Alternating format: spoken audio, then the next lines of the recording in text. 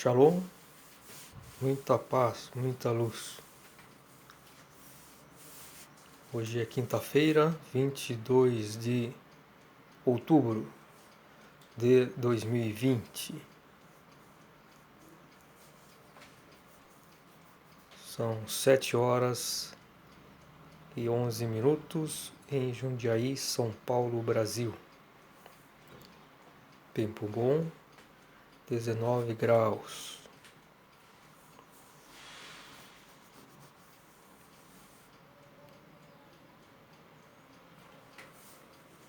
Então, uma ótima quinta-feira a todos, os de boa vontade, na luz da verdade, a mensagem do grau de Abidrushim, que é o anunciado Espírito da Verdade por Jesus Cristo. Queria falar hoje sobre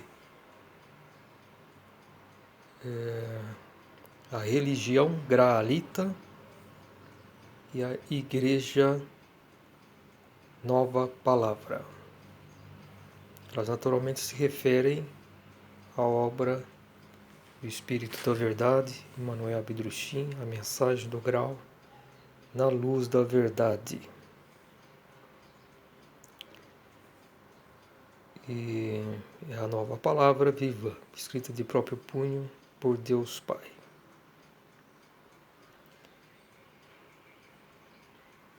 Jesus Cristo é Deus Pai. Deus Pai é Jesus Cristo. Emmanuel Abidrushim é Deus Pai.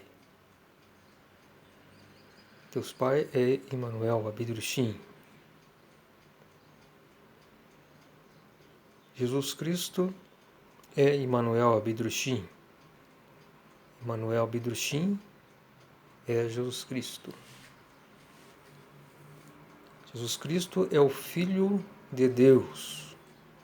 Emmanuel Abidrushim é o Filho do Homem, o Consolador, o Espírito da Verdade. Então, vamos entender que a Trindade perfeita, Deus Pai, Deus Filho, Jesus Cristo e Deus Espírito Santo, Emmanuel Abidrushim, são na essência um único ser, embora possuem personalidades distintas. Então, quando se diz, como diz Jesus, eu e o Pai somos um só. O Pai Abidrushim também disse, eu e o Pai somos um só. O Pai está nas distâncias do eterno infinito, mas eu estou no Pai, e o Pai está em mim. Então é isso. Agora vamos entender um pouco, refletir um pouco sobre a questão da religião. A religião são crenças, cultos, convicções, enfim, de um povo, determinado povo, para que se possa aproximar das coisas espirituais, das coisas eternas, do Criador, enfim, aproximar daquela sua essência espiritual, procurando vivificá-la, procurando torná-la cada vez mais conhecedora, com mais sabedoria, e ao mesmo tempo vivenciando mais aquela essência, né? Então isso surgiu assim com os povos mais antigos e, por exemplo, com povos como celtas, pode-se dizer que sempre teve aquele sacerdote e não teve assim, possivelmente, nenhum sacerdote, enfim, um xamã que tenha iniciado, assim, é uma coisa que foi crescendo de geração em geração, transmitido pela fala, né, de boca a boca, de geração para geração, e à medida que iam aparecendo sacerdotes, enfim, xamãs que conseguiam uma sintonização mais pura, assim, com a espiritualidade, ia se desenvolvendo, né, a sabedoria, a crença.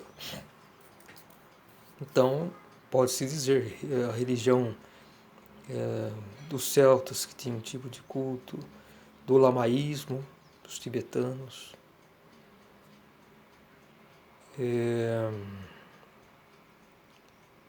agora dos incas, todos os povos tinham uma ligação muito forte com a sua essência, com o Criador, né? E iam se aprofundando. Tem os sumerianos, os caldeus, não se tem notícia de que tenha havido um ser especial que deu uma revelação muito grande. Pode ser até que tenha existido, mas ela foi um prosseguimento daquele conhecimento, um desenvolvimento, né? E aí havia essa forma de cultuar. Tem aquelas, na Inglaterra, aquelas pedras, né? Menires, né? Que as pessoas não sabem como eles conseguiam colocar em direções precisas, pontos cardeais, conforme o sol nasce, enfim, a luz que se projeta. Então não sabiam como e também pelo tamanho daquelas pedras, né, toneladas e toneladas, né, como que seria possível carregá-las, enfim. Mas isso, em épocas anteriores, os povos eram muito ligados com os seres da natureza, né? Gigantes, os pequenos, médios e grandes enteais, né? Então, com essa comunicação, eles ajudavam, como a grande pirâmide do Egito também, que os gigantes enteais ajudaram a construção da grande pirâmide, aquela principal que é uma profecia em pedra. Já as outras duas não, elas foram construídas por seres humanos, mas elas são bem rústicas, não tem aquele acabamento, aquelas galerias todas que marcam, né, datas, enfim, questões astronômicas e a profecia, né? As outras eram mais só para desviar a atenção, porque existia na verdade apenas aquela grande pirâmide, né? Depois que foi construído grosseiramente, vamos dizer assim, sem a ajuda dos enteais. Tudo que os enteais construíram tem algo assim de misterioso, assim de mágico, né? E que encerra muita sabedoria, muito conhecimento. Agora, é claro que muitos povos também começaram a cultuar, talvez um princípio de fé, de culto puro, com o tempo começou a se deteriorar esse culto, para cair nessa questão de ídolos, de sacrifícios humanos, né? Como a civilização astecas, toltecas, né? Os maias, não sei exatamente conforme foi a pureza, mas possivelmente também já não tinha todo um sentimento puro, né? já começou a idolatria. Os incas conservaram a fé pura, eles eram realmente ligados à luz. O núcleo, né? Depois outros povos foram se agregando, né? E a verdadeira história dos incas pode se encontrar na obra A Verdade sobre os Incas de Roséles Gonçalves, editado pela Ordem do Grau na Terra. Civilizações como os celtas e, por exemplo, os tibetanos, o início da fundação dos tibetanos, pode se encontrar no blogger do editor Rubens de Oliveira Santos, tem lá, é só procurar Rubens de Oliveira Santos, tem lá, é um editor, né? No blogger tem celtas, né? Então lá pode-se ler a história dos celtas, né? Que viviam na ilha, né, britânica. Miang Fong, que foi o fundador dos tibetanos, tem a história de Miang Fong, que é da época de Zoroaster. E aí vemos outro, a partir daí, por exemplo, o lamaísmo surgiu, não é conhecido Miang Fong, o fundador, né? Hoje não é conhecido.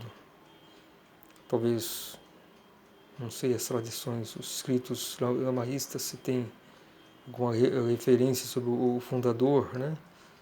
Aquele que começou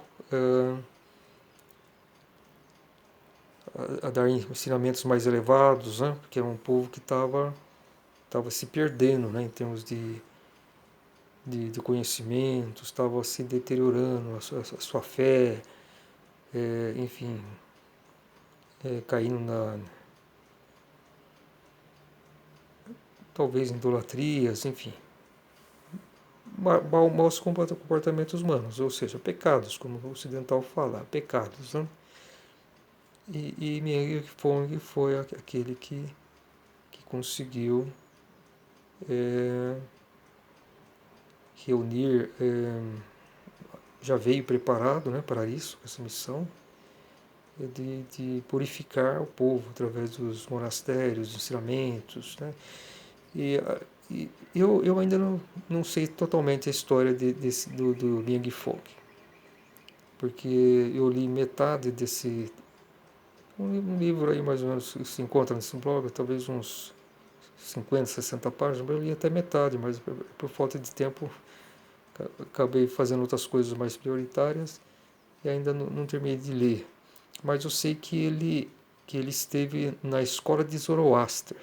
Ele era jovem, e o Yang Fong esteve lá na Pérsia, na escola de Zoroaster, para aprender e voltar para o seu povo e começar a introduzir os conhecimentos, né? Ele teve muitos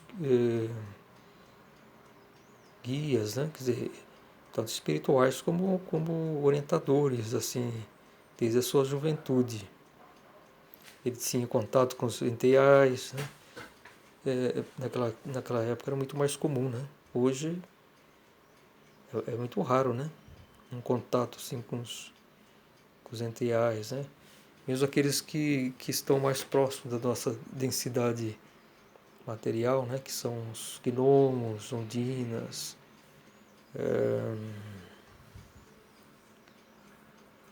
tem as sereias dos rios e também dos mares, né?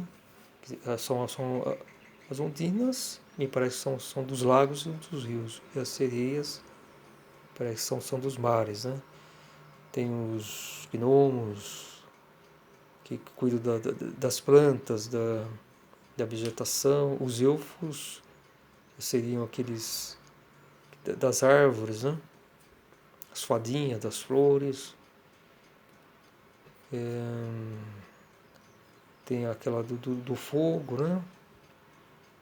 Enfim, é uma tradição que foi um tanto perdida.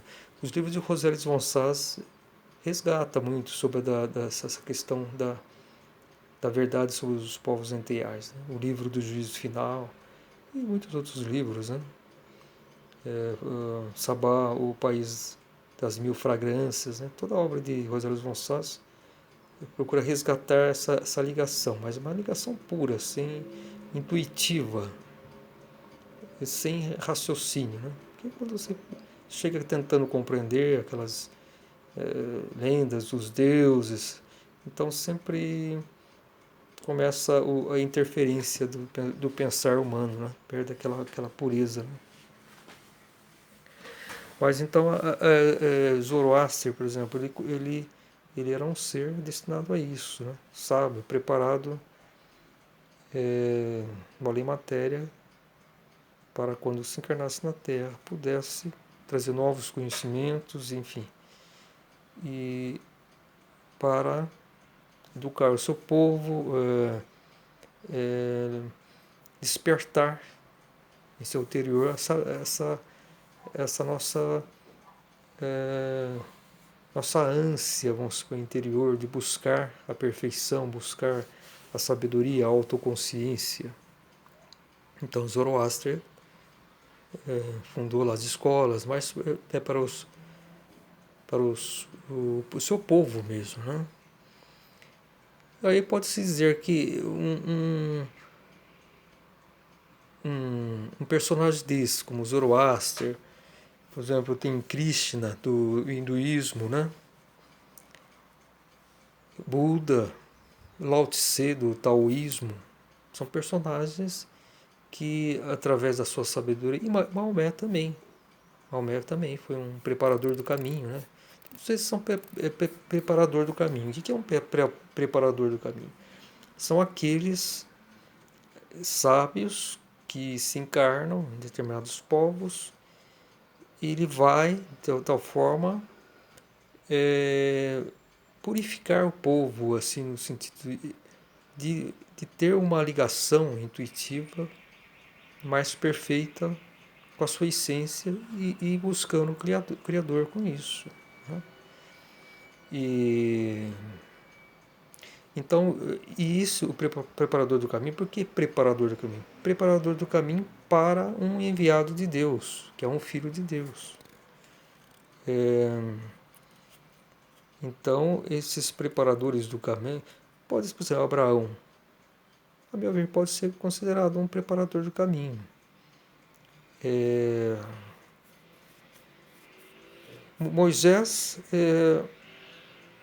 eu não diria que ele é um preparador do caminho, mas eu poderia dizer que ele foi um convocado, porque ele atuou na época que um filho de Deus estava encarnado, que é Emmanuel Abedruchim. Ele foi inclusive o guia, né? Orientador de Moisés e que deu os 10 mandamentos após ele ter falecido, né? Espiritualmente. Emmanuel Abedruchim, que é o Espírito Santo, é o Espírito da Verdade, deu esses 10 mandamentos no Monte Sinai.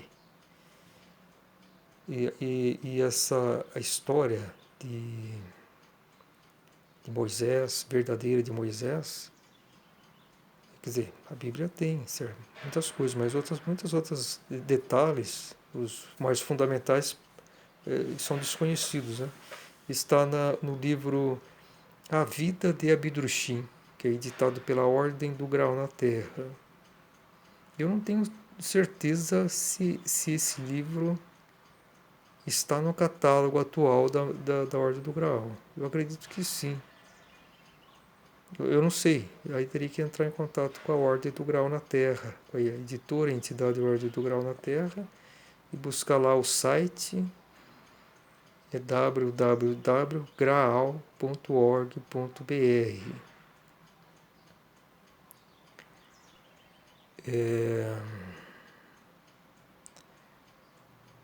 Então, as pessoas confundem um pouco, né, essa vida anterior de Abidruchim, Manuel Abidruchim, na Terra. Então, foi a missão, talvez a principal dele, foi libertar o povo de Israel, porque ele foi o povo escolhido, né? Por que os hebreus foram o povo escolhido? Devido àquele sofrimento que eles tiveram na escravidão, eles intuitivamente conseguiram uma ligação com o Criador, né? A sua perfeição, né? Isso nenhum outro povo conseguiu. Assim, uma ligação intuitiva tão próxima com o Criador. Porque eles não tinham, naquela escravidão, não tinham nenhum recurso para terminar aquele sofrimento. As crianças judias eram trucidadas pelo faraó, a mando do faraó, para controle populacional. Porque era um povo que reproduzia muito, né? Porque era escravo, ficavam entre eles, então um povo que crescia muito. Muito mais do que o povo, os egípcios. Então o faraó Sete, o nome dele era Sete. Sete I, e o filho dele Ramsés II. O faraó Sete trucidava as crianças, né? E Moisés foi um dos que conseguiu escapar, né? Através da família, né? Colocou ele numa cesta no rio Nilo, enfim. E a filha do faraó Jurixil viu a criança e adotou para ela, né? Então, a vida de Abidrushim, e também pode ser consultado talvez em livrarias, né? Deixa eu até dar uma olhada aqui no catálogo, que eu tenho um catálogo, talvez não um dos mais recentes, não seja um dos mais recentes, da Ordem do Graal da Terra. Quero ver se esse livro aqui provavelmente não está em catálogo. Esse catálogo, pelo menos, é o que eu tenho mais recente. Deve ser catálogo de uns 10 anos atrás. Eu vou mostrar aqui para vocês. Aqui. Catálogo de livros. Uma viagem pela história espiritual da humanidade. Ordem do Grau na Terra. Começa com um livro Na Luz da Verdade, que é Abidrushim. Está aqui. É dever sagrado do espírito humano pesquisar por que se encontra na Terra ou por que motivo vive nesta criação, a qual se encontra ligado por milhares de fios.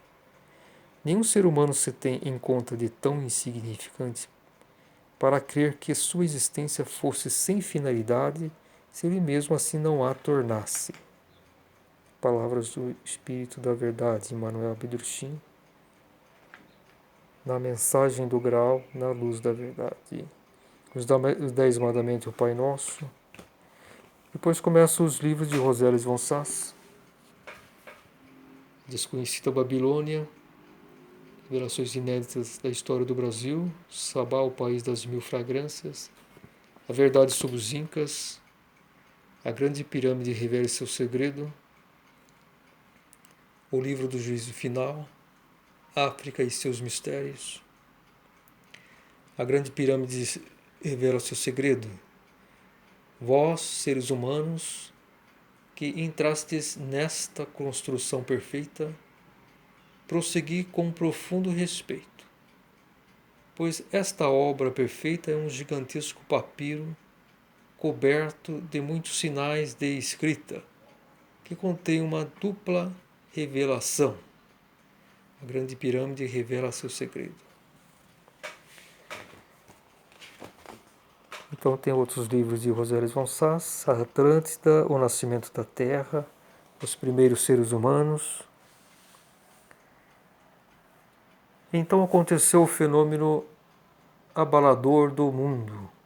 Uma estrela, ou era uma pequena lua, lançou-se sobre a terra, afundando até o último pedaço desse país. A Atlântida não mais existia.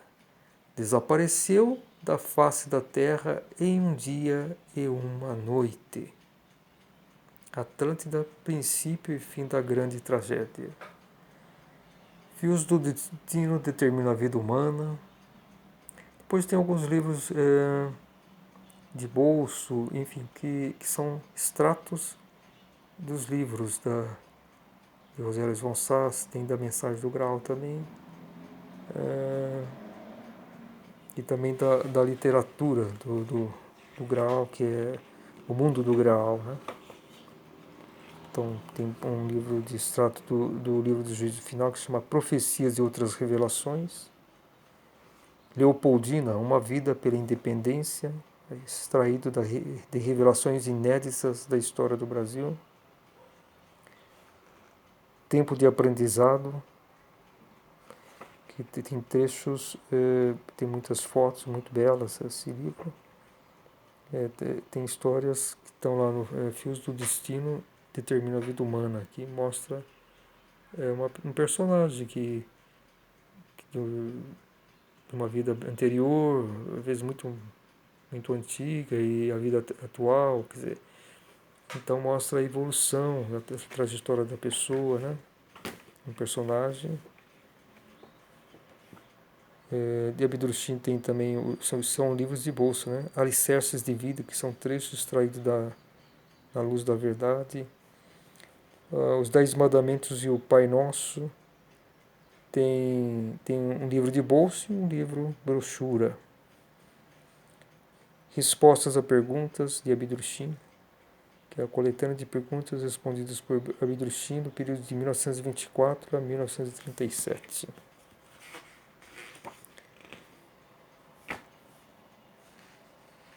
Tem muitos outros livros. Tem da coleção O Mundo do Graal, que chama.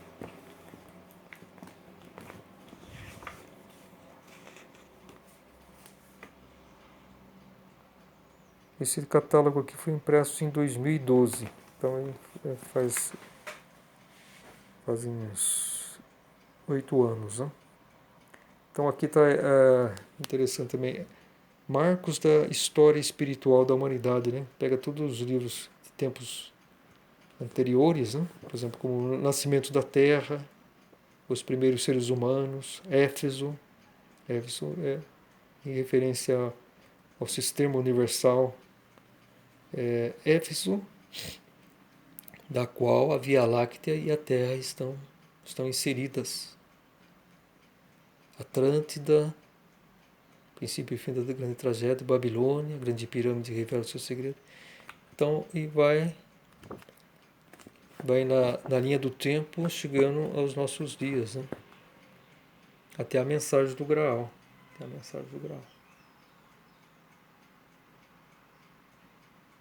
Então, eu costumo falar que mestres do Oriente, Lao Tse, Buda, Zoroastro, eu costumo dizer que a ordem do Graal na Terra, ela com certeza ela edita, né, o mais puro literatura que existe na Terra, né? Não tem nenhuma editora que tem tantos títulos, né? Absolutamente puros, né? Em relação à espiritualidade. Então está aí diversos livros.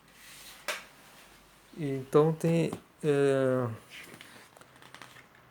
esses outros livros da coleção do Mundo do Graal, que foram escritos na época que Emmanuel Abdul-Shin vivia na Terra.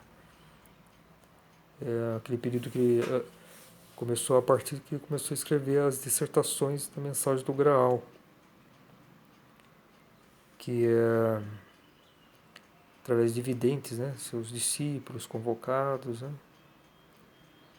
que é Zoroastro e Lao Tse, são todos preparadores do caminho. Buda, aspectos do Antigo Egito, os apóstolos de Jesus, Jesus, o amor de Deus. Vamos ver aqui um trecho de Buda, a fala de Buda. Sim, esforçai-vos em viver de uma tal maneira que possais encontrar de novo o vosso ponto de partida. Viemos do além e para o além é que devemos voltar as nossas vistas. Essa é uma fala de Buda, ensinamentos de Buda. O Buda, na verdade, eram três, né? Teve vamos supor, o primeiro, que era um príncipe, né? Teve o outro filho desse príncipe, um dos filhos, né, desse príncipe que seguiu, né, essa parte doutrinária de ensinamentos do pai. E depois ele teve um neto, desse primeiro, né? Buda, um do seu neto que foi o famoso Buda, né? O que foi o principal, né? Mas eram três Budas que foram assim iniciando o ensinamento, essas escolas, né? Então, pai, o filho e depois um neto. Esse filho do pai não foi, vamos dizer, não foi o pai de Buda, né? Do terceiro Buda, mas sim foi um outro filho dele, desse príncipe, né? Que ele não seguiu exatamente essa, essa atividade espiritual. Bom, eu vou encerrar esse vídeo por agora e vou continuar com esse tema de religião graalita, Igreja Nova Palavra, que diz respeito à obra de Abdrushim. Isso conforme eu estou refletindo, estou refletindo e procurando explicar, enfim, as minhas ideias, enfim. Então é isso. Muita paz, muita luz.